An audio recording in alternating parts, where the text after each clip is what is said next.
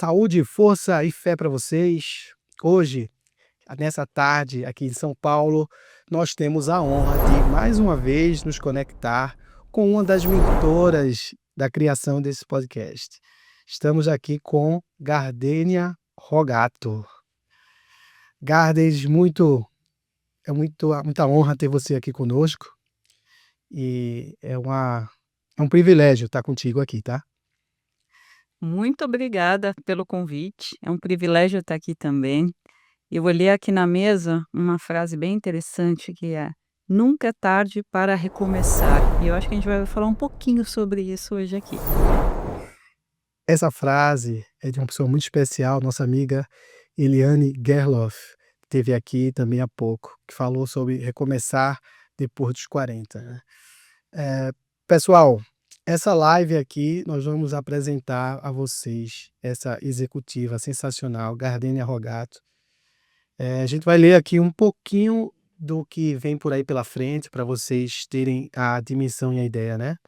Então vocês preparem-se aí, essa jornada aqui nesse podcast. A gente vai falar sobre bem-estar, vamos falar sobre saúde mental, burnout, qualidade de vida, entre outros assuntos que orbitam nesta elipse aí do mundo corporativo, a descompressão da pressão que a gente recebe num ambiente corporativo e quais os escapes possíveis que podem ressaborizar, reenxertar a energia para você voltar para o mundo corporativo, né.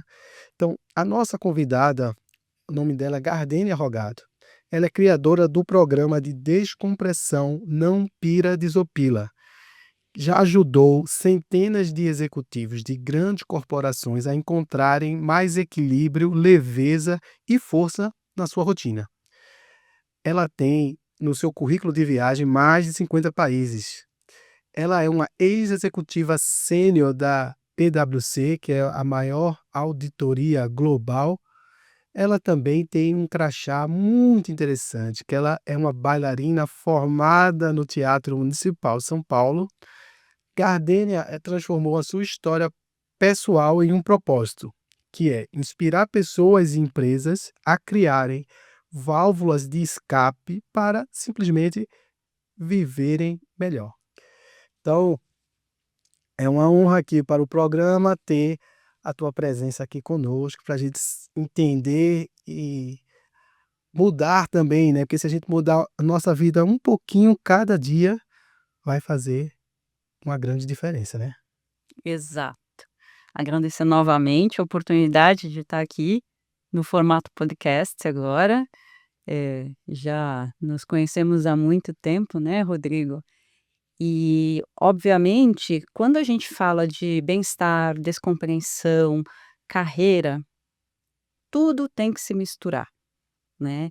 Eu não consigo falar sobre carreira sem falar sobre pressão, eu não consigo falar sobre vida sem qualidade de vida, eu não consigo falar sobre viver a vida sem ter desafios, sem ter propósitos e sem ter felicidade e paz, né.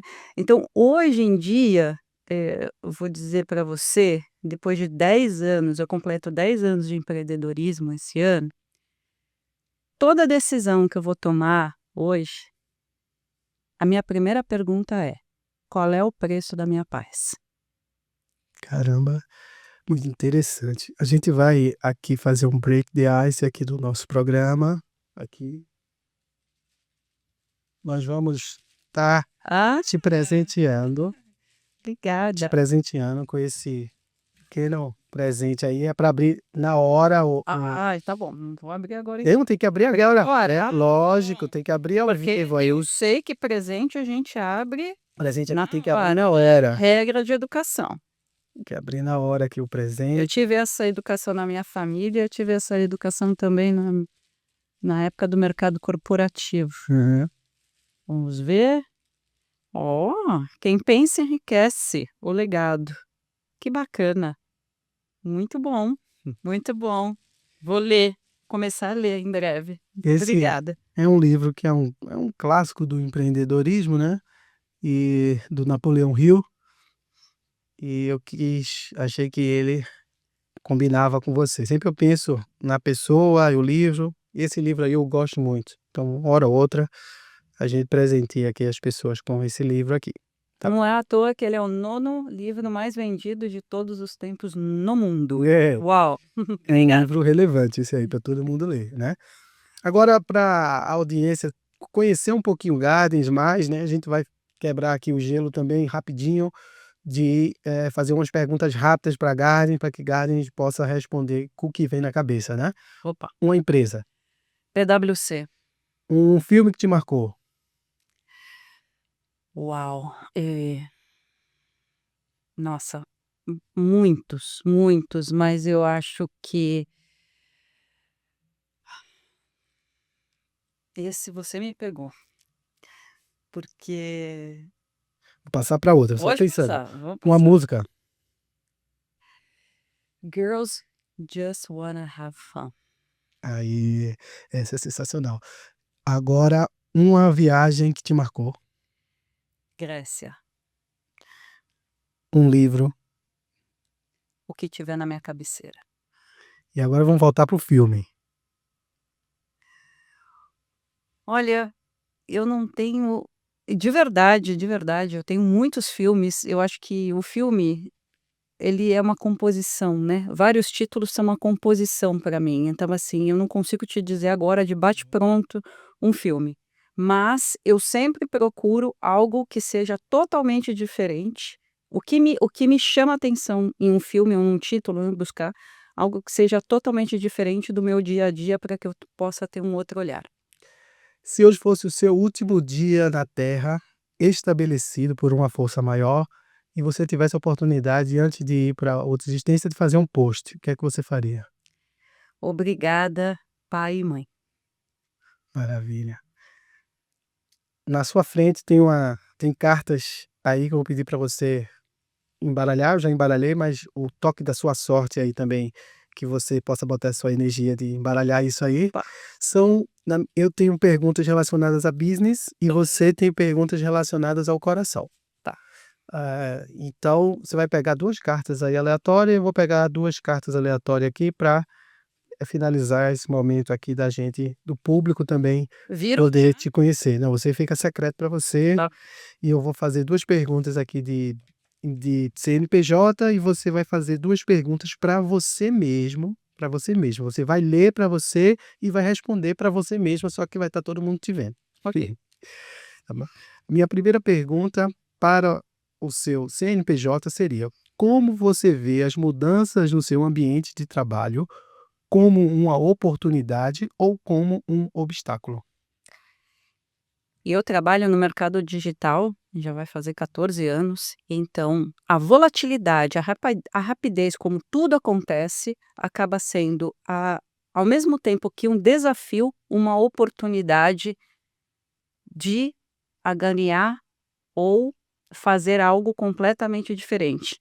Então, no final, juntando essas 2 coisas, o que eu posso dizer é que eu nunca vou estar de boa, eu nunca vou estar dentro de um de um navio, assim, navegando tranquilamente, isso nunca vai acontecer. Então, ao mesmo tempo que vem um desafio, a oportunidade ela caminha junto. Agora você vai fazer esse exercício de ler para sua alma e responder para quem quiser ouvir. Quais pensamentos costumam passar por sua cabeça antes de dormir? Eles impactam positivamente seu sono? É complexo responder, porque assim, eu acho que a gente tem aqueles pensamentos que ficam, né, saltitando na nossa. Eu pelo menos tenho isso, eu sou uma pessoa que por mais que eu trabalhe muito essa questão do bem-estar, minha higiene do sono ela é complicada, eu tenho um turbilhão de coisas na minha cabeça. Então, o que costuma passar na minha cabeça antes de dormir é o momento presente. E elas podem, impactar positivamente ou negativamente o meu sono. Muito bem. Agora mais uma pergunta CNPJ. Quais as 5 coisas nas quais você gasta a maior parte do seu tempo durante o seu dia de trabalho? eu gasto, escrevendo, fazendo relacionamento, tentando aprender alguma coisa diferente, procurando uma válvula de escape a cada 1 hora e tento também, dentro do meu tempo de trabalho, ter um tempo que eu pense em mim. Isso eu acabo distribuindo e acabo, gastando meu tempo.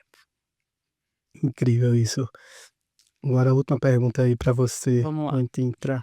Quando você faz algo pelo seu cônjuge, faz por amor ou faz pensando em receber algo por troca?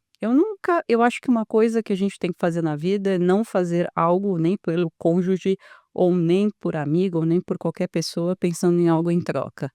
Então eu faço pelo meu coração e ponto.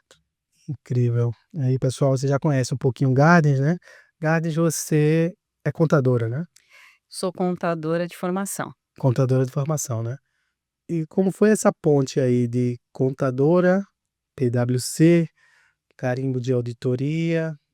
Você com certeza trabalhou naquelas 500 empresas da Exame, já alguma coisa você já fez? Você era líder na PwC da parte de entretenimento, né? E uma carreira formal, segura, você com toda um caminho aí para uma carreira muito sólida, e aí você virou a chave para buscar ser empreendedora, já vai fazer já 10 anos aí. Se você puder fazer um preâmbulo aí para quem está nos escutando, que também talvez muita gente que escuta o canal passa a mensagem assim, que está no CLT, está trabalhando e não tem coragem de fazer essa virada. Uma questão por causa de custo, segurança, mas um dos propósitos desse canal é poder que as pessoas vejam esse espelhamento de pessoas que tiveram coragem de empreender e possam também ter essa oportunidade. A questão do empreendedorismo, eu acho que 10 anos diretamente no empreendedorismo, antes de eu começar a falar da minha trajetória, ela é muito pessoal. A questão não é ter coragem só, né, a questão é saber se você está ou se você se sente preparado para tirar um CLT, para sair do seu ticket alimentação, refeição, a sua estabilidade, para tentar algo novo.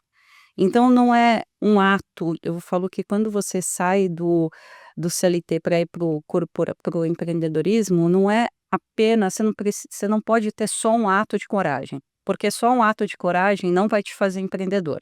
Você precisa ter uma base, você precisa ter estabilidade. Então, é muito complicado, por isso que eu sempre recomendo que as pessoas, elas quando vão fazer a sua transição de carreira, elas procurem pessoas, profissionais especializados, para que possam auxiliar essa pessoa no processo. Então acho que a primeira coisa que eu quero falar é isso, porque eu acho que isso faz uma diferença brutal no processo, né, porque cada pessoa, cada tipo de carreira é uma carreira e vamos lá. Eu sou contadora primeiro eu falo que eu comecei a minha carreira com 5 anos de idade, dentro de uma sala de aula de dança no Teatro Municipal de São Paulo. Ali eu aprendi a ter disciplina, né. Eu acho que a disciplina eu carreguei pela minha vida inteira. Caminhei a dança, infelizmente, não é algo que é valorizado no Brasil ainda hoje, né. Eu tive um problema em coluna, eu tive que parar de dançar. Ou eu parava de andar ou eu parava de dançar. Então eu optei por parar de andar. Caminhei, fiz faculdade de contabilidade, fiz MBA, fiz toda aquela formação, graduação básica de uma pessoa que está na área de finanças. Entrei na PwC, fiz carreira na PwC, fui um passo antes do Olimpo, que chamam, né, então cheguei quase à sociedade, fui porta-voz, estrategista de área, etc e tal, dentro do entretenimento e mídia. Só que, como o meu próximo passo seria a sociedade, qual era o meu pensamento ali? Será que eu quero caminhar para esse próximo passo? Será que eu quero andar para o lado e ir para uma empresa? Ou será que eu quero fazer algo completamente diferente do que eu faço agora? Então eu comecei a despertar isso quando eu criei o meu primeiro blog. Meu primeiro blog em 2011, chamado As Peripécias de uma Flor. Eu comecei a fazer por quê? Porque as pessoas me pediam dicas de viagem. E uma amiga me falou: Gabs, por que você não faz um blog e coloca as suas dicas de viagem lá? Só que, Rodrigo, a gente não sabe o poder da internet. Naquela época, eu achava que eu colocando num blog as minhas dicas de viagem, o que ia acontecer? As pessoas iam olhar ali, acessar, e eu ia ficar menos 1 hora no telefone com algum amigo dando dica de viagem. De repente, comecei a ser convidado para isso, para aquilo, papapá. E nessa história de ser especialista em entretenimento e mídia, trabalhar com grandes empresas, ter o blog, aquilo tudo misturou e eu falei: opa, peraí. Eu acho que o meu próximo passo é o empreendedorismo. E dali eu comecei a fortalecer o meu pé de meia, comecei a amadurecer a ideia. Então eu comecei a fazer uma transição em 2011 que eu não nem imaginava que era uma transição. Até eu chegar madura em 2015, final de 2015, e sair do mercado corporativo e ir para o empreendedorismo. E em 2016 eu mudei do As Peripécias de uma Flor para o Não Pira Desopila, que na verdade é a tradução da minha história. E eu quis levar isso para outras pessoas, junto com outras pessoas também. Então, na época se falava de finanças, bem-estar, games, porque era aquela história: o que eu faço para desopilar? E até hoje eu me pergunto isso: o que eu faço para desopilar? Então eu acredito muito, que o Não Pira Desopila, ele é um combo de produtos que tem a ver com a minha história de vida e, ao mesmo tempo, é uma construção contínua que tanto faz que eu ou outras pessoas, pensem o que elas podem fazer de melhor para suas vidas, para ter bem-estar. Você, quando teve todas essas ideias geniais e essa efervescência de coisas que você deu primeiro para o mundo e que o mundo retornou com outras demandas com esse primeiro blog que você criou, né. E aí você no outro dia tinha que voltar para o mundo corporativo, para Price, para os processos lá que são enormes, né, muitos processos para empresa de processo, né, para trabalhar tudo e ter um processo.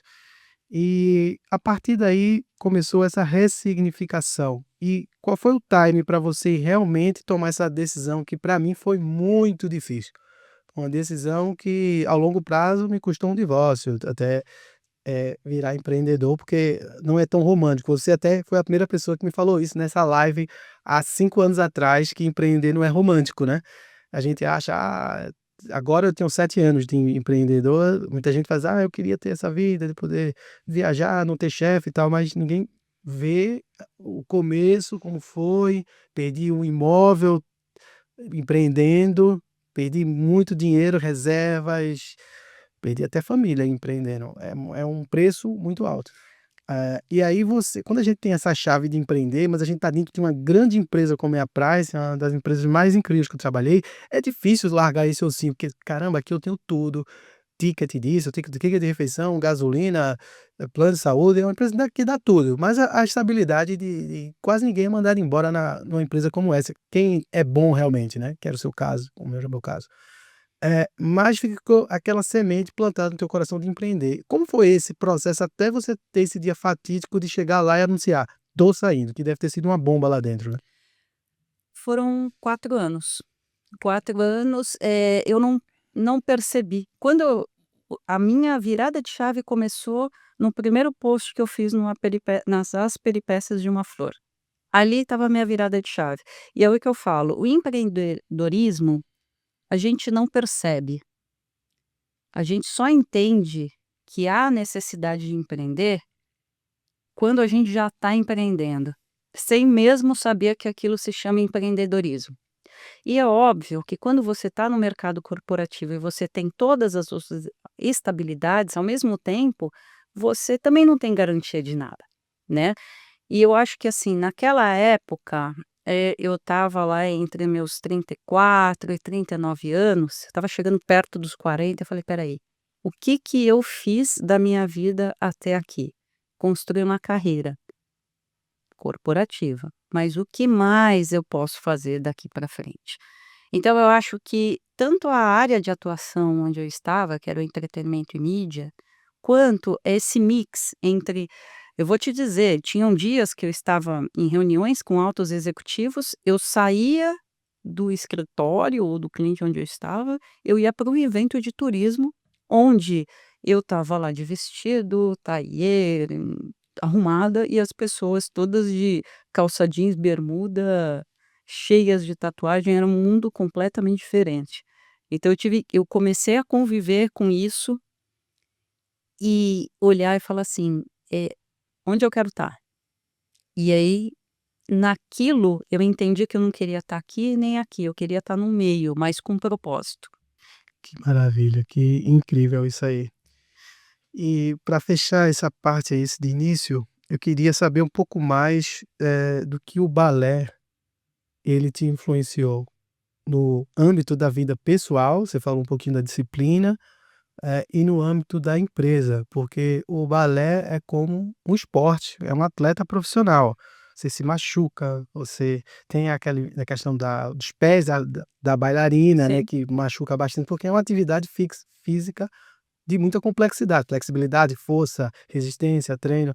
Então eu queria que você pudesse demonstrar aí para quem nos assiste o como é a rotina de uma bailarina profissional, e as influências que isso teve no teu. Eu vou te dizer que, é assim, na década de 80, que foi quando eu comecei, eh, era tudo muito mais rígido, né. Então, assim, eu precisava ter uma, postura exata, absoluta, correta. Eu tinha professores, porque, assim, para você se formar no balé são 8 anos, né. E para você entrar naquela época, eram 2.000 meninas para 20 vagas, né. Entravam 20 meninas por ano, tá. Então era uma coisa que você já tinha um ambiente de competitividade. Você imagina, no meu colégio tinham amigas, coleguinhas de sala, etcétera, que já estavam tentando entrar no municipal há 5 anos. Eu entrei no primeiro teste. E não porque eu era melhor que as outras, ninguém era melhor que as outras, porque eles aprovavam de acordo com alguma coisa que eles achavam ali: "Não, essa aqui tem jeito de bailarina", porque ninguém sabia dançar ao certo, você não nasce ali.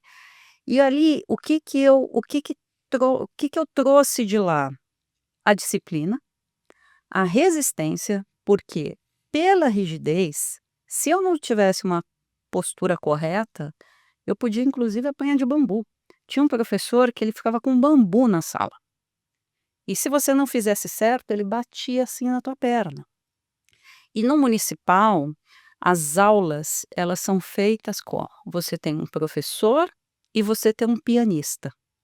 E se o professor se irritasse com alguma coisa, o que que ele fazia? Ele falava: "Pianista, para som, para!", e dava uma bronca na gente. Então você imagina eu lá catatal, aos 5, 6 anos de idade, entendendo ali, na forma raiz, que se eu não fizesse da forma correta e não tivesse a disciplina correta, eu teria um problema, né. E isso vai te permeando, vai te colocando no cérebro que você tem que ir à exaustão para chegar na perfeição, né. E juntando com isso, eu também sou virginiana, então eu acho que eu trago um pouco da, ninguém é perfeito, né, mas a gente tenta na exaustão fazer o melhor, hoje eu tento na exaustão fazer o melhor que eu posso fazer, no que eu faço. É isso, eu acho que além da disciplina, é essa persistência, essa resiliência, essa resistência. Isso no mundo de hoje seria um absurdo, né, uma criança de 5 anos levar uma vara nas pernas, isso hoje, nesse contexto de hoje, seria um problema de rede social e Exato. até de prisão hoje, né. E a gente vê que isso não te atrapalhou em nada, pelo contrário, isso te educou. Não estou fazendo apologia para ninguém bater em ninguém, me entenda. Mas, isso te ajudou, de certa forma, essa rigidez, essa disciplina. Eu peguei no meu pré-escolar um pouquinho de palmatória e de me ajoelhar no milho também, quando fazia problema, e cheirar a parede. Eu cheirei parede na quarta série. A questão da palmatória já tinha se abolido um ano antes, mas já existia a cultura ainda no educandário que eu estudava em Recife, e isso pelo contrário, isso me ajudou a me controlar, a ser um ser humano melhor e entender que aquilo foi bom naquele contexto lá. Hoje eu acho que eu não seria favorável se soubesse que minha filha sofreu um negócio desse. Eu ia, talvez, na cabeça de hoje, eu não ia concordar. É como os Trapalhões hoje, né? Os Trapalhões para aquela época era uma bela comédia, né? Hoje seria um crime assistir o programa dos Trapalhões, né? Ah, não, não tenha dúvida. Eu vou te dizer, isso não era só no Municipal de São Paulo, isso era no Rio, isso era no Ballet Bolshoi. Então, quando você está falando de referências, né, principalmente na arte e na dança, você não pode ir muito longe, mas você me perguntou antes, qual o filme meu favorito? Eu tenho dificuldade de falar, mas eu tenho certeza de falar qual filme eu nunca vou assistir na minha vida, que se chama O Cisne Negro, que conta a história das bailarinas e mostram a dificuldade, o quanto se sofre, o quanto se bate, o quanto tem exaustão. E aquilo é uma coisa muito pesada, que eu acho que, assim, hoje ela não existe mais, então eu vejo ali as pessoas todas tranquilas, então hoje você tem uma liberdade maior, obviamente, né, ainda bem que as coisas mudaram, mas, eu não levei isso para não é um trauma nem nada disso, porque ali as pessoas sabiam que era um pedágio que na época culturalmente acontecia para que você chegasse na perfeição. É. Vamos falar agora do Não Pira. Exato, Quero vamos falar lá. do Não Pira agora. Se puder explicar para todo mundo esse programa. Começou como um sonho no teu coração, você colocou as sementes certas e hoje virou um grande programa aí na internet de mentoria que ajuda, diversas empresas, diversas pessoas físicas e jurídicas. Queria que você detalhasse aí para aqui o que é o Não Pira Isopila. O não pira desopila, ele é um combo de coisas que caminham saltitantes. Então, dentro do Não Pira Desopila, nós temos uma plataforma de conteúdo que fala sobre viagens, bem-estar, carreira. Eh, eu tenho uma outra aba que é para mentoria de carreira, transição de carreira, ressignificação de carreira, e uma outra aba de workshops de descompreensão. Então hoje eu tenho 3 grandes pedaços, né, dentro do Não Pira Desopila, e tudo com o intuito do quê? De levar para as pessoas que elas tenham, rotinas mais leves, vidas mais leves, que elas tomem as melhores ou não vou dizer melhores, porque isso seria muito prepotente, mas assim, que elas, tenham uma orientação sobre a carreira delas, né, e que elas consigam tomar melhores ou as decisões em conjunto comigo, obviamente, do que ela pode fazer no seu next step. E no caso dos workshops de descompreensão, é mostrar para as pessoas, para as empresas que sim, dá para a gente ter rotinas, de descompreensão mínimas de 5 minutos dentro do nosso dia, que sim vão nos tornar mais, produtivos, melhores de cabeça, de bem-estar físico, mental, emocional, laboral. Então estamos falando de 3 diferentes mundos, né, mas que no final eles se associam, né, eu não consigo ver as coisas separadas, né. E esse programa, você olhando lá o site, está muito bem estruturado, ele fala de viagens, ele fala desse programa presencial para o empresas, né? E ainda tem aquele programa online, que inclusive eu participei de um programa daquele online que foi na pandemia ótimo, fizemos até, ioga nesse nesse momento online com a Lucy, foi muito bom, achei muito bom mesmo. O workshop de descompreensão, hoje as pessoas elas preferem que seja feito de forma presencial, porque, querendo ou não, a gente ficou com uma herança da pandemia, da história das lives, né. Então a pessoa, às vezes ela inclusive ela se incomoda de estar fazendo aquilo, sei lá, ou em casa ou na empresa, então elas preferem o que eu costumo buscar é ir para um outro ambiente que não tenha nada a ver com o mundo delas, né. E aí ali elas vão pensar, vão berrar, vão cantar, vão respirar, vão fazer uma série de atividades para que elas possam entender que não dá hoje no mundo que a gente vive com o volume de informações que a gente tem a todo momento, com rede social, com celular, com trânsito, com família, com empresa, com aquela coisa de eu não sei se hoje como é que vai estar meu dia amanhã, não dá mais para eu achar que uma carreira ou que é uma vida, ela vai ser estável pela vida inteira. Eu não tenho hoje não existe mais, como fala? Aquela você caminhar como se você estivesse fazendo um cruzeiro. Não existe mais isso, em nenhuma profissão. Ninguém pode se aquietar.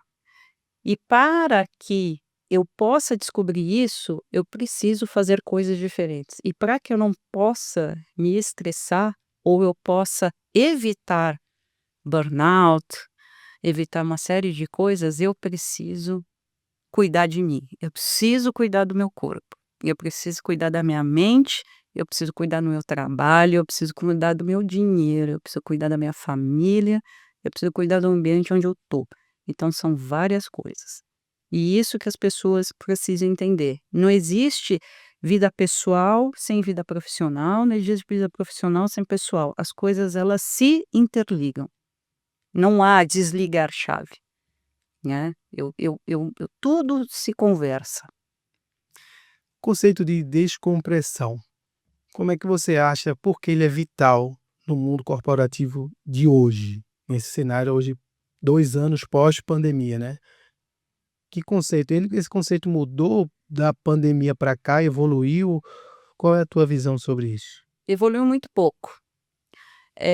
Na época da pandemia, as pessoas elas procuravam muito como elas estavam muito em casa, elas procuravam, atividades para elas fazerem, porque já se berrava, se chegava, né, se beirava ao limite máximo do estresse ou ao limite máximo do tédio. A partir do momento que a gente sai de uma pandemia, as pessoas querem estar mais nas ruas, elas querem mais viajar, elas querem interagir mais com as pessoas ou não, ou se isolarem cada vez mais. E aí quando a gente fala de empresa, no dia a dia, a descompreensão ela acabou tendo uma importância, mas ao mesmo tempo as pessoas elas, não se preocupam tanto com isso. Porque com esse mundo veloz que nós temos, tem muita gente que acha que isso é uma bobagem. Então eu posso falar para você que as pessoas hoje entendem. Quando eu comecei a falar que do não pira desopila, que era importante ter uma válvula de escape, as pessoas não entendiam. Durante a pandemia, as pessoas conseguiram entender que aquilo sim era importante, mas hoje elas sabem que isso é importante, mas não necessariamente elas colocam isso na vida delas, a não ser que elas tenham alguma recomendação de saúde ou elas tenham uma cultura empresarial onde isso é colocado como importante. É isso que hoje eu vejo. Vamos falar, esse bloco que a gente entrou agora, pessoal, a gente vai estar falando um pouco de bem-estar, saúde mental, tá? Esse eu vou puxar aí esse bloco aí com Gardens focado nesse ponto aí, para você que pode capturar aí o episódio. Burnout. Burnout é algo que até existem decisões que até a Ambev foi condenada aí, uma decisão trabalhista para pagar uma quantia relevante de dinheiro para um funcionário diagnosticado com burnout. Olha aonde a gente chegou, que aí é muito entre rio e mar, de onde começou o burnout. Que tem gente psicopata que está trabalhando nas empresas, que é capaz de cometer um crime, feminicídio ou qualquer outro crime, porque a sua vida fora da empresa é criminosa, tem diversos assuntos, né? E esse cara tem um burnout dentro da empresa. E aí, qual é a tua visão hoje desse conceito de burnout? E eu queria que você evocasse aqui, que você, todo mundo acho que passou por isso em cada um na sua geração, talvez a gente não sabia o nome que era, né? É síndrome do pânico, é burnout, é cansaço mental, enfim. Mas queria que você falasse especificamente para essas pessoas que estão hoje nos vendo, estão nas empresas, quais são os red flags, quais são os sinais amarelos de burnout e de estresse corporativo? Rodrigo, há uma confusão gigante sobre depressão, burnout, saco cheio, né. O que eu sempre falo, quando a gente conversa sobre esses temas, é muito bom a pessoa ela ter uma orientação médica, ela ter um especialista pra com quem ela pode conversar, porque o burnout ele é diagnosticado, assim como uma depressão, por um médico. Quais são os possíveis gatilhos que a gente pode ter, né, assim, os motivos a gente já sabe, né, pressão, medo, eu não estar no lugar correto. Então o que que eu posso pensar? Se eu, hã, ch tô em vou trabalhar sem ânimo de trabalhar. Muitas vezes, o problema não está na empresa, mas está em casa. Eu não preciso necessariamente o burnout não quer dizer que o burnout é na empresa, que quem me disparou um burnout, ou uma depressão, um pânico, foi a empresa. Eu posso estar com isso dentro de casa, tá. Não só o cansaço, o desânimo, eh, eu não consigo render, eu me distraio muito, não consigo me ater, né, não consigo visualizar um próximo passo na minha carreira, não consigo socializar com as pessoas, não consigo me sentir bem aonde estou. Então, a partir do momento que eu não tenho vontade de ir trabalhar ou vontade de ficar em casa, a partir do momento que eu não tenho ânimo para um próximo step, a partir do momento que eu não tenho felicidade de estar com outras pessoas, aprender com outras pessoas, ensinar outras pessoas, a partir do momento que eu não tenho força para isso, eu preciso procurar um médico para entender o que está acontecendo comigo. Eu preciso que não seja um médico, mas que seja um especialista, né. Mas a vida ela te dá sintomas, e às vezes a gente não percebe. Por isso que é interessante e é importante a gente ter dentro das corporações um departamento, uma área que traga informações de qualidade sobre esse assunto de saúde mental. Saúde mental é algo muito sério.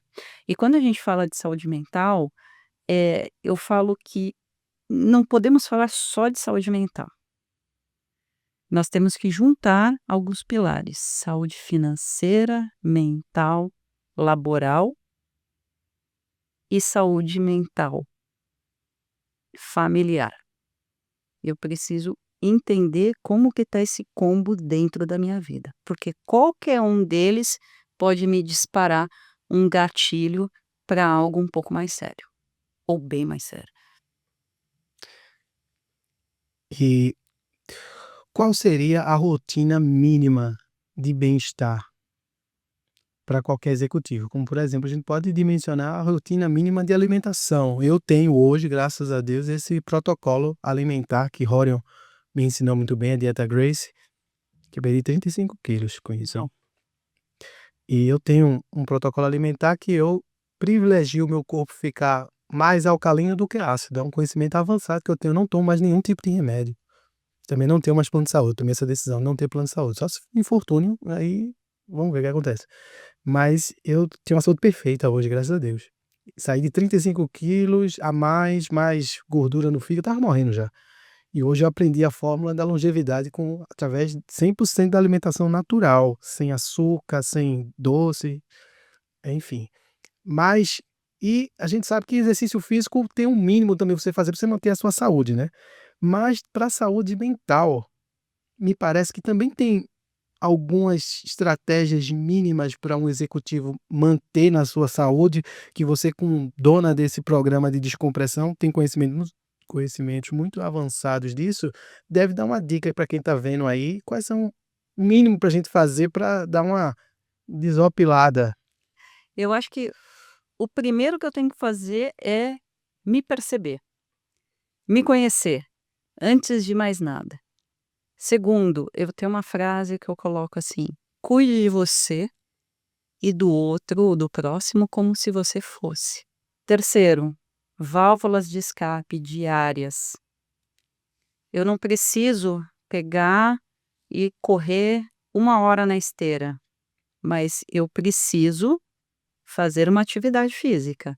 Eu preciso fazer uma atividade que eu goste de fazer no meu dia, que ela dure 1 minuto. E eu preciso cuidar do meu dinheiro, preciso cuidar da minha vida pessoal e eu preciso cuidar da minha carreira. Eu acho que se você cuidar um pouquinho de cada caixa e parar de falar que não tem tempo para nada, esse já é um belo avanço na tua saúde mental. Porque o que acontece com o mercado corporativo? As coisas mudam com a nova geração que entra agora, mas as pessoas elas adoram falar que elas não têm tempo para nada. Elas acham que isso é bonito, é sinônimo de carreira bonita, é sinônimo de ser bem-sucedido. Para mim, uma pessoa que não tem tempo para nada é uma pessoa incompetente.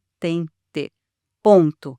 Se você não tem tempo para cuidar de você, da sua carreira, da sua família e das pessoas que você lidera, como que você pode falar que você é uma pessoa bem-sucedida? Não existe. Para mim, é é uma pessoa que acaba virando uma, como eu dizia muito no mercado na época de mercado corporativo, uma incompetente motivada que ainda não se percebeu. Então isso é muito perigoso. Existia o mito da pausa da carreira para repensar, o tal do período sabático. Como é que você vê isso no contexto de hoje, no conceito que o seu conceito também de descompressão, saúde mental, diante de tudo que você faz no Não Pira Desopila, mais as suas viagens, essas experiências racionais que você tem, que a gente vai falar daqui a pouco disso, isso vai ampliando também o teu conceito de forma worldwide do que é felicidade, o que é descompressão, porque muita gente vê: "Ah, eu queria ter a vida de Gardner, eu vivo viajando o mundo, nossa, eu queria ser essa mulher", né. E você vai ampliando, quando você vai vendo outras culturas, outros povos, outros momentos, outros perrengues, você vai ampliando o teu universo do que é um construto mínimo, que é o que é felicidade, né. Então, eu queria saber nesse contexto aí seu hoje worldwide, essa questão de quebrar a banca com o período sabático hoje, como é que você vê isso?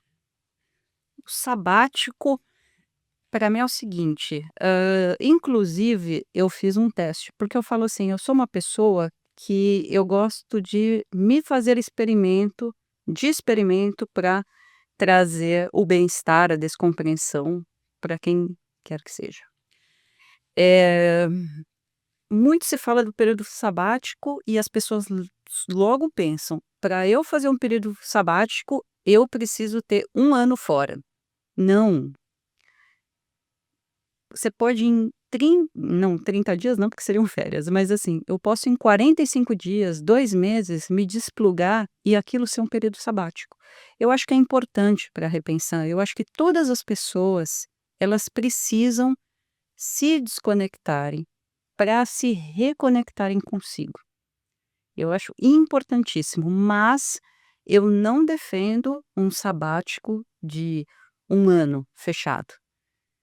Até porque quando você faz um hoje, com essa velocidade de informação, que nem a gente estava falando antes, se eu faço um sabático de 1 ano, a hora que eu volto eu já estou atrasado.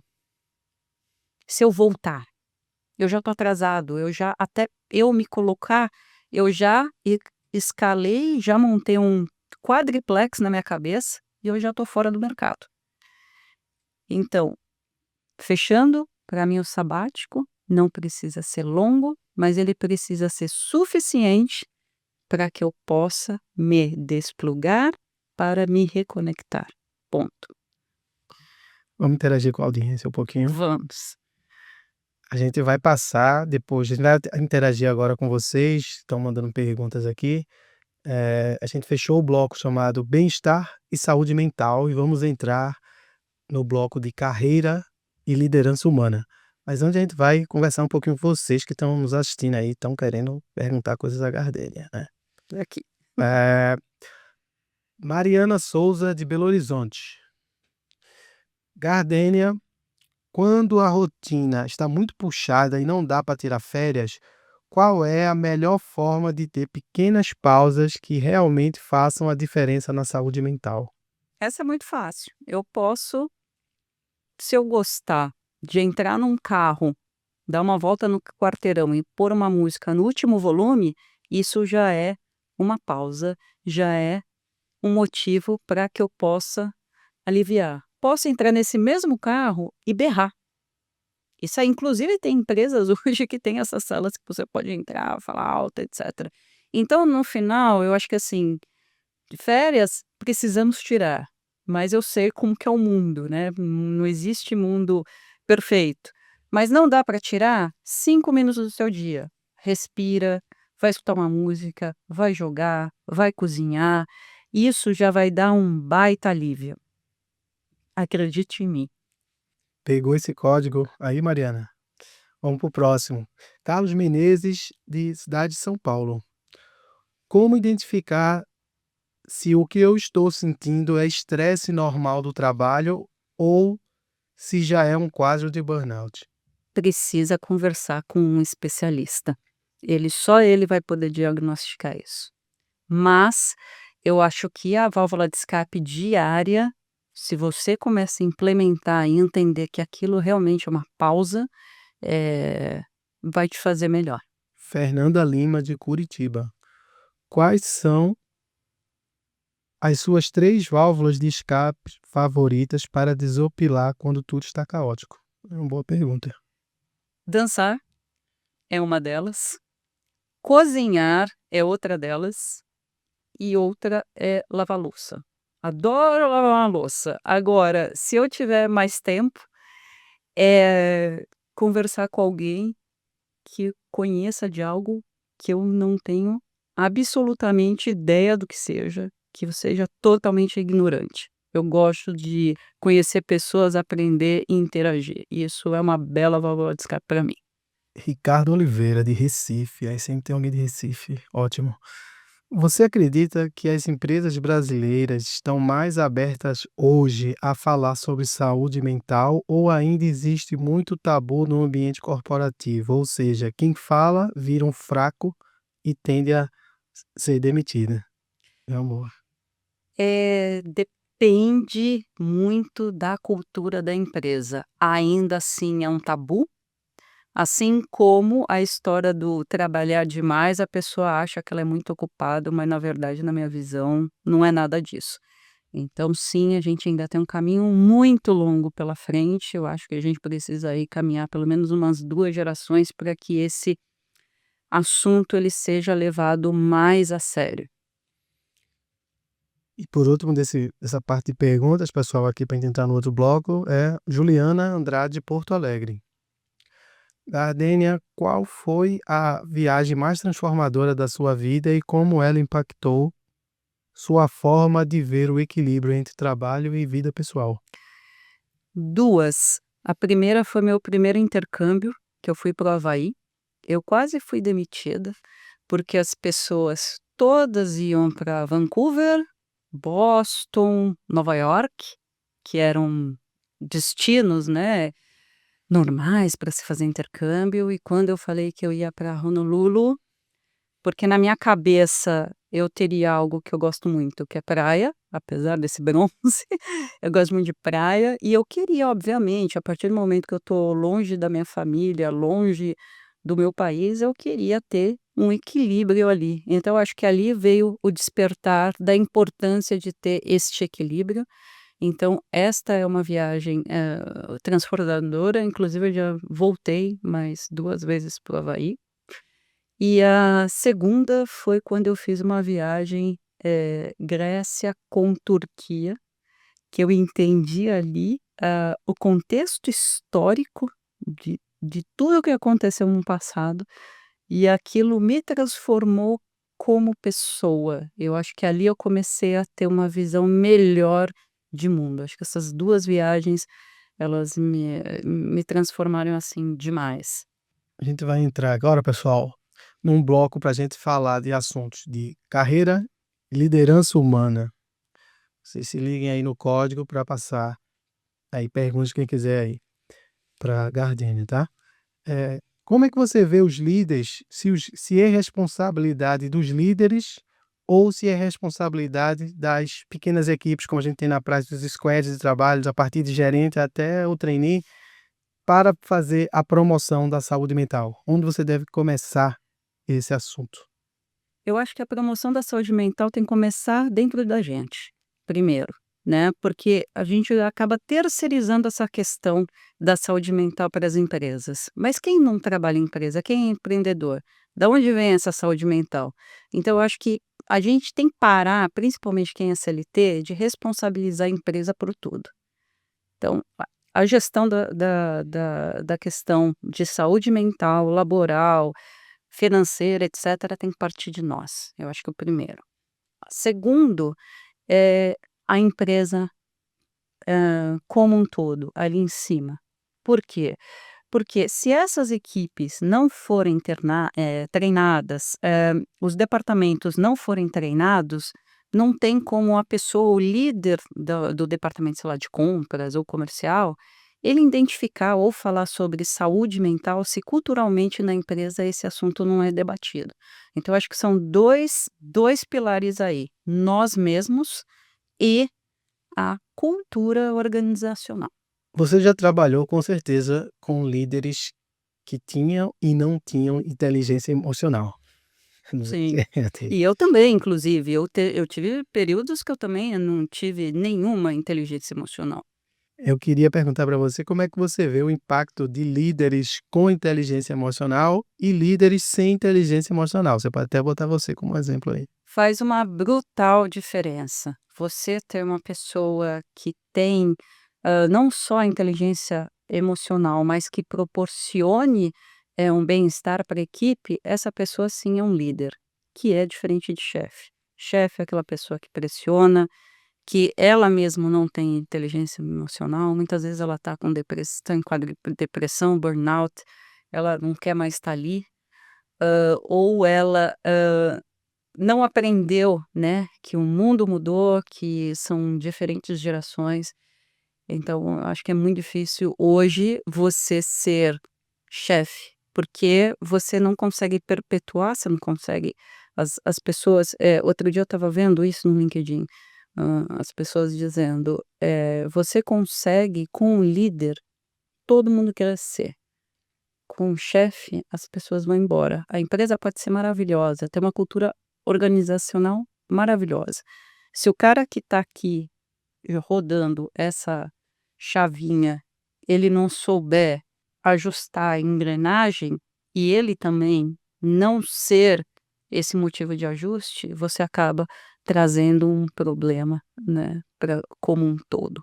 Você fez diversos programas de reabilitação mental, os programas de descompressão de equipes com empresas e tudo. Se você pudesse trazer alguns cases marcantes, experiências que você viveu passando esses programas para essas empresas, para esses empreendedores, pudesse dividir aqui com a gente.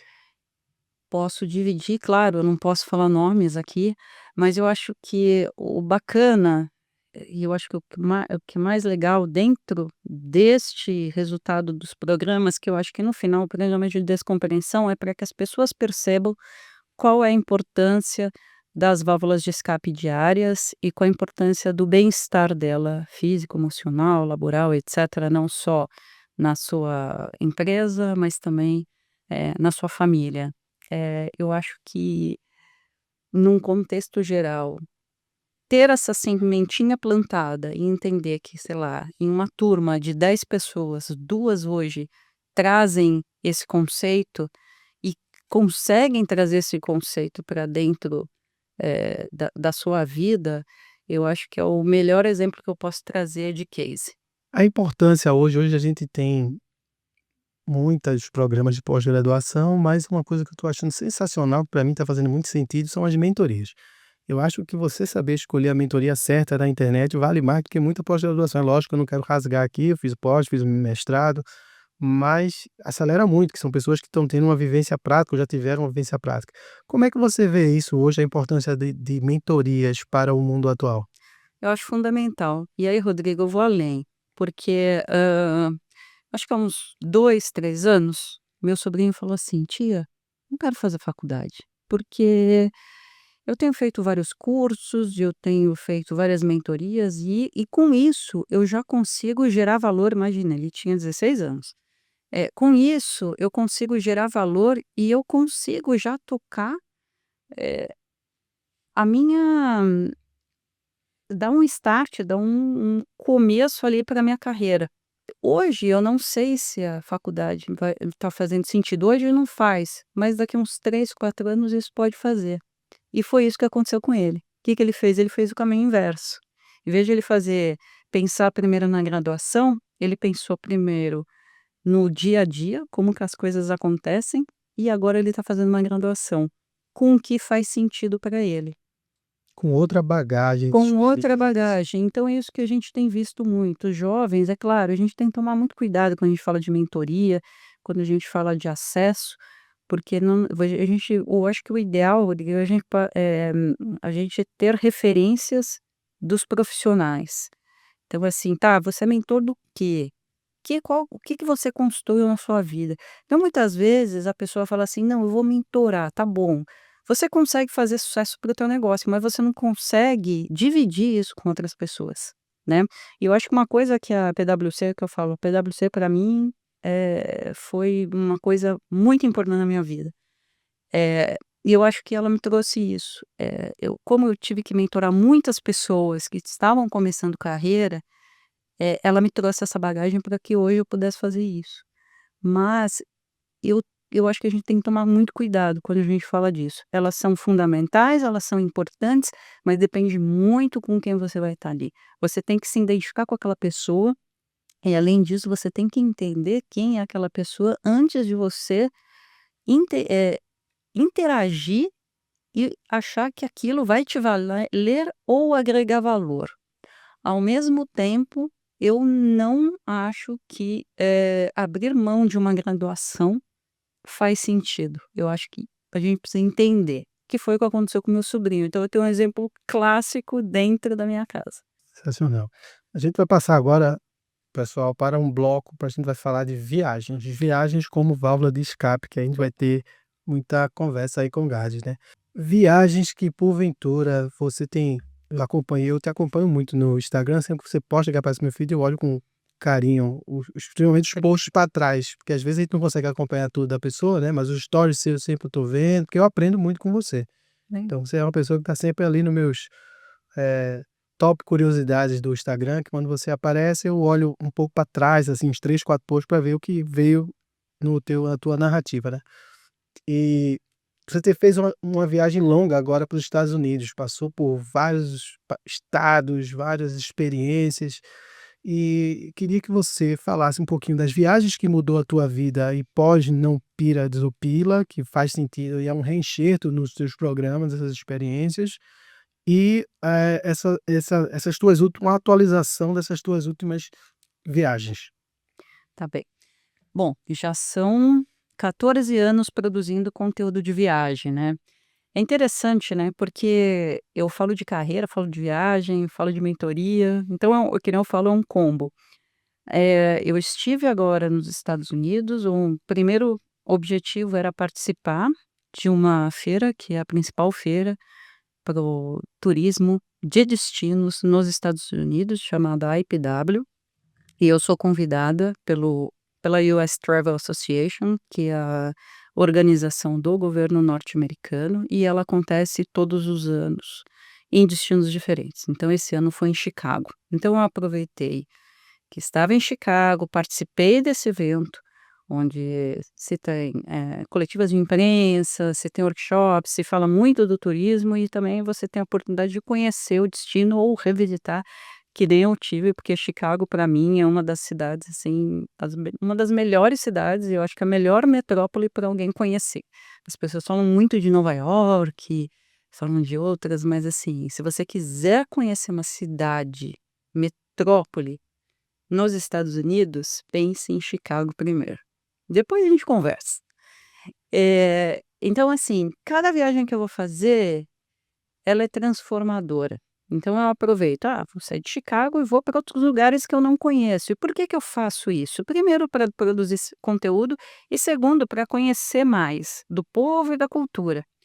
Então, quando eu vou escolher as viagens que eu vou fazer, eu penso não só no destino, no conteúdo que eu vou proporcionar, mas também o que que aquilo vai me proporcionar de forma transformadora. O que que eu posso trazer para falar sobre descompreensão. O turismo hoje, ele não é mais só viajar por viajar. Há pessoas que vão viajar para postar nas redes sociais e há pessoas que vão viajar para se reconectar consigo mesmo. Então você tem hoje o que se chama de turismo de bem-estar. E como a gente está falando do não pira desopila, toda vez que eu vou viajar, eu vou pensar em atividades que têm de bem-estar naqueles destinos. Então hoje os hotéis, é possível você fazer um retreat, então você tem yoga, você tem respiração, você tem conversas, você tem N eventos que podem ser feitos dentro de uma viagem. Inclusive, há pessoas que saem do Brasil em expedições para que elas possam, se conectar com outras do mesmo propósito. Tem mulheres que vão viajar, hã, costumam viajar sozinhas, que vão viajar em grupo. Então hoje, eu busco muito isso nas minhas viagens, não só para a questão do conteúdo da plataforma na caixinha de viagens, mas também para o bem-estar. Eh, Você acha que a viagem pode ter um quê terapêutico também? Totalmente, totalmente. Uma viagem, se você colocar na cabeça que você vai para descansar, que você vai para conhecer, desbravar, maravilhoso. O que a gente fala é o seguinte: quando a gente vai viajar, a gente acorda 4 horas da manhã, 5, 6 horas da manhã, então nós ficamos mais cansados. Então a gente volta com a pilha mais fraca, mas com a mente mais leve. Então, quando você vai viajar, esquece, essa coisa de ficar postando toda hora nas redes sociais. Uma dica que eu dou, tá, e isso me ajuda. Eu mesmo sendo produtora de conteúdo de viagens, se hoje eu sair daqui, ir para o aeroporto e amanhã chegar, sei lá, em Cancún, essa viagem você só vai ver quando eu voltar. Por quê? Porque eu quero e eu preciso aproveitar a viagem lá. Depois eu posto. Não tem pressa. Qual a diferença para você vai fazer se eu mostrar Cancún essa semana ou a outra? Nenhuma. Então a gente tem que tirar essa emergência de posts em redes sociais. Para além disso, tem a questão também de segurança, né? Porque uma vez que você está na rede social, e com um perfil aberto, você acaba se tornando também uma pessoa pública e pode ter um problema de segurança. Então, para garantir que sua viagem vá bem, faça isso. Também é uma dica, principalmente para as mulheres que viajam sozinhas. Você falou dessa questão de segurança, cyber security, você viu que o Instagram agora pode localizar você em real time exatamente onde você está, que tem que desabilitar essa função, né. Uhum. É. Agora eu queria que você criasse aqui, desse uma dica aqui para a gente até gerar um corte, né, uma dica de viagem, como planejar uma viagem, vou repetir aqui, Gardene agora vai dar uma dica de como planejar uma viagem sem estresse. Planejar uma viagem sem estresse é, primeiramente, ver tudo com antecedência. Já ter viajado, se você for viajar com pessoas, cônjuge, não, exceto cônjuge, mas amigos, certifique que você já viajou com aquela pessoa antes. Se você vai viajar com esse tipo de pessoa, certifique que as pessoas gostam do destino, seja aberto ao novo, procure eh, relaxar e procure pensar que alguma coisa vai dar errado, mas que você vai ter a paz para resolver. Afinal, você está viajando, você está de férias e você quer ficar em paz. A segunda dica que a gente vai pedir à Gardênia é que muitas vezes a gente viaja e à volta da viagem você fica mais cansado do que o processo de descansar, você volta acabado. Como se prevenir disso? Para você não ficar cansado na volta da viagem, você tem que pensar no seguinte: você pode estar cansado no corpo, mas a mente é relaxada, porque cansado você vai ficar de qualquer jeito. Falar de viagem é leve, né, chega meu coração aqui chega ficou mais leve aqui. Eu voltei agora, fiz uma imersãozinha em junho nos Estados Unidos e em julho eu fui para Madrid, França, também fiz uma imersão com empreendedores lá, uma mentoria rápida com amigos que são empreendedores lá. E eu queria perguntar a você, lugares mais apaixonantes no Brasil, que você gosta e daria dicas para as pessoas? Do seu gosto pessoal. Sim. No Brasil, se eu puder dar uma dica, são alguns destinos que são do meu coração. Um deles, Lençóis Maranhenses. É algo assim que é uma experiência que as pessoas precisam viver. Precisa viver essa experiência. É algo assim surreal.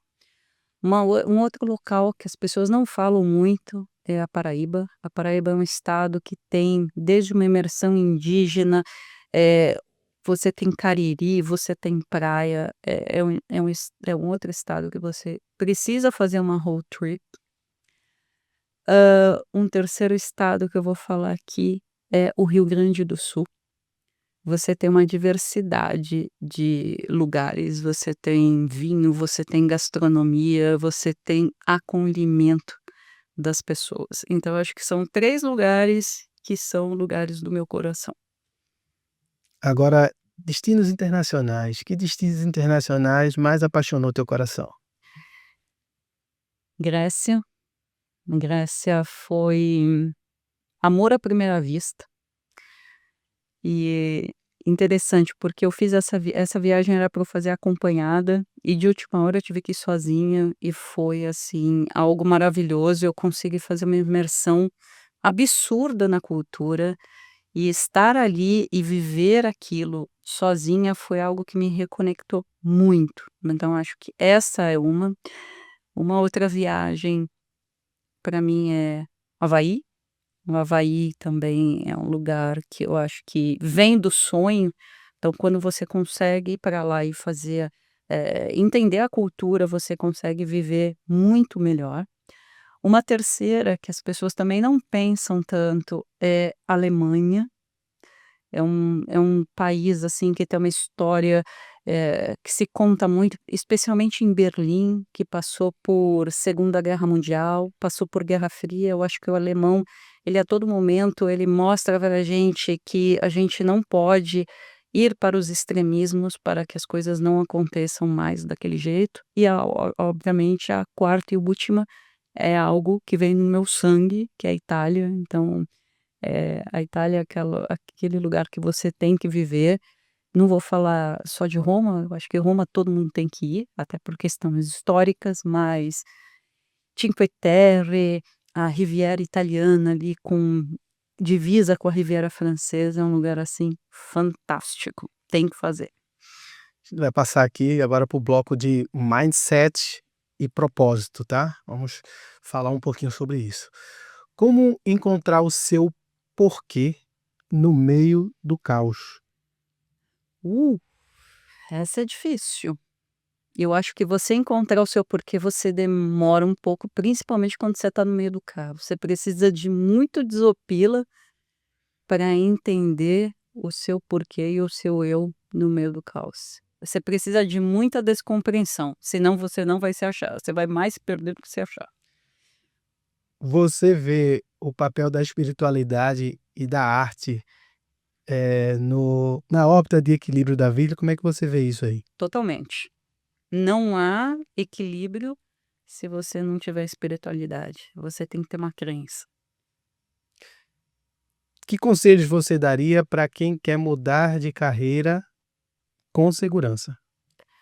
Primeiramente, fazer um plano B e testar esse plano B. Fazer um MVP, ver se você leva jeito, entender se você está querendo fazer uma transição do CLT para o empreendedorismo, se você conseguiria. Porque muitas vezes as pessoas pensam só, ah, não, porque eu vou ter minha vida, eu vou ter isso, eu vou ter aquilo, mas tá bom. Mas assim, você está preparado? Se tiver um prejuízo ou se der tudo errado, você está preparado para isso? Eu acho que é isso que você precisa pensar, né? E se você quiser sair do empreendedorismo para o CLT, entender se você está disposto a fazer uma carreira tradicional. A gente vai passar aqui mais 3 perguntinhas aqui, para a gente passar para a parte final do nosso podcast, tá? É uma pergunta de Luiz Fernando, de Campinas. Como convencer meu chefe a adotar práticas de descompressão no trabalho sem parecer que estou pedindo folga? Na verdade, a descompreensão ela não é uma folga, né? O que você pode fazer é buscar literatura e mostrar que realmente para que você tenha um equilíbrio, não só você, mas seu colega, um ambiente de trabalho, você precisa da descompreensão. E uma descompreensão pode ser muito simples, gente, é um café, se você quiser, sabe, respirar ou fazer alguma atividade ali, todo mundo em grupo, né, não é algo que realmente vá precisar de muito tempo. O importante é que você identifique o que fica melhor para você. Não gosto de falar de caixinhas, não acho que falar de descompreensão é colocar todo mundo fazendo ioga, que nem muitas vezes essas pessoas no mercado corporativo fazem: "Ah, não, vamos todo mundo fazer ioga, que vai ficar todo mundo zen". Não, tem gente que não suporta ioga, que fica mais louco com o ioga do que qualquer coisa.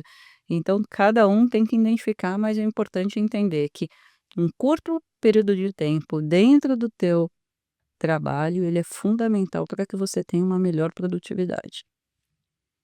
Patrícia Gomes, de Fortaleza. Você acha que trabalhar remotamente ajuda a reduzir o burnout ou pode até piorar dependendo da pessoa? Pode piorar dependendo da pessoa, porque nem todo mundo tem perfil para trabalhar em casa, e nem todo mundo tem perfil para trabalhar no escritório. André Silva, do Rio de Janeiro. Quais sinais você percebeu em si mesma antes de decidir mudar totalmente de carreira? Na verdade, eu não percebi muito não, as coisas foram acontecendo naturalmente, mas eu acho que um grande ponto foi quando eu percebi que eu não queria dar o último passo da carreira, eu queria ter algo um pouco diferente e que pudesse, transformar outras pessoas também. Mais 2 perguntas aqui para o pessoal que ficou esperando aqui na live. Cláudia Pires, Salvador. Na sua experiência, qual é o papel da alimentação e da atividade física no controle do estresse? Total, total, porque o tudo que você coloca para dentro do teu corpo é um agente transformador, não só do nosso corpo em si, né, dos nossos órgãos, mas também da nossa saúde. Ela falou de alimento, de o que outro, Rodrigo? Eh, papel Da papel da alimentação. alimentação, da atividade Ah, sim, física assim, no controle do estresse. perfeito. E a atividade física, obviamente, ela libera, né, ela libera o desestresse e então ela é importante ser feita pelo menos 3 vezes por semana. A última pergunta aqui, Felipe Andrade, Florianópolis. Qual o maior desafio que você enfrentou ao criar o Não Pira Desopile e como superou? O maior desafio foi começar tudo do zero, porque quando eu comecei, literalmente tudo era mato. Na época do blog de viagens, que eram as peripécias de uma flor, não existiam nem 1000 blogs de viagem, nem 100 blogs de viagem no Brasil. E quando eu comecei o Não Pira Desopila, as pessoas achavam que aquilo era uma loucura e eu não tinha referência nenhuma. Hoje a gente vê muitas plataformas falando de bem-estar, de carreira e etc. Mas aí a gente trazer isso de uma forma diferente para um público, né, diferente, foi muito desafiador para mim. Eu até me confundo aqui, Hum. tô lembrar. Agora, na parte final do nosso podcast, a gente vai fazer aqui o quadro que a gente tem remodelado aqui, que eu peço pra você segurar aqui esta lâmpada, Uau! que é a alegoria do Aladim, né? Então, você vai segurar essa lâmpada e você vai fazer pedidos especialmente para você. Que todo mundo que vem aqui faz pedidos holísticos para a humanidade, para a paz global. Agora estou desafiando, só vale pedidos para você aí no gênero da lâmpada. Falo quais são? Fala assim, tem Tá. que falar. É, Olha aqui para essa câmera aqui e fala para todo mundo pedidos só para você, pedidos egoístas. pedido só para mim, ter paz para tomar decisões, ter prosperidade, ter saúde para viajar e cuidar dos meus. Não preciso de muita coisa não. Eu acho que esse conceito do desopila, quando a gente muda, não radicalmente, mas assim, a gente muda o nosso conceito, a gente se apega menos aos bens materiais e a gente pensa mais no nosso propósito de vida. Perfeito. Na internet reverbera para onde a gente nem sabe para onde vai esse podcast, nesse tempo de espaço, e depois que a gente morrer, possivelmente a internet continua e as pessoas vão ver esse podcast também na nossa posteridade quando a gente estiver mais velho. Então, nesse considerações finais, eu queria que você falasse com esse público que está nos vendo agora ao vivo e você falasse também com as pessoas que vão nos ver na posteridade. Para quem está aqui nos assistindo, eu quero agradecer pelo tempo, falar que sim, é possível nós termos a mente mais leve, mais sã, mas é preciso cuidar da nossa saúde física, mental, laboral, cuidar do nosso dinheiro, cuidar dos nossos. E isso vale para qualquer momento da nossa vida. E não, de forma alguma, pense nos outros antes de pensar em você. Para que as coisas aconteçam na sua vida, para que as coisas aconteçam na minha vida, eu preciso primeiro estar bem comigo, primeiro pensar no meu bem-estar. Se eu não tiver bem-estar, eu não consigo promover bem-estar. Eu acho que essa é a principal mensagem. E ela vale a qualquer momento e ela é atemporal. Afinal, é melhor desopilar do que pirar, não é não, Rodrigo? Exatamente, I agree, my friend. Agora a gente vai passar para a Gardênia, para que ela fale as considerações finais sobre a sua participação aí no podcast. Ela vai deixar as suas redes sociais, o seu contato, como vocês podem acessá-la, como as empresas podem acessá-la para ter acesso a esse programa maravilhoso chamado Não Pira, Desopila. Muito fácil. Nas redes sociais, Instagram, TikTok, Não Pira Desopila, no LinkedIn Gardênia Rogato e no e-mail gardenia.rogato, @nãopiradesopila.com, gardenia.rogato, com 2 T's, @nãopiradesopila.com. E agora eu passo para as suas considerações finais nesse podcast. Gostei muito de participar.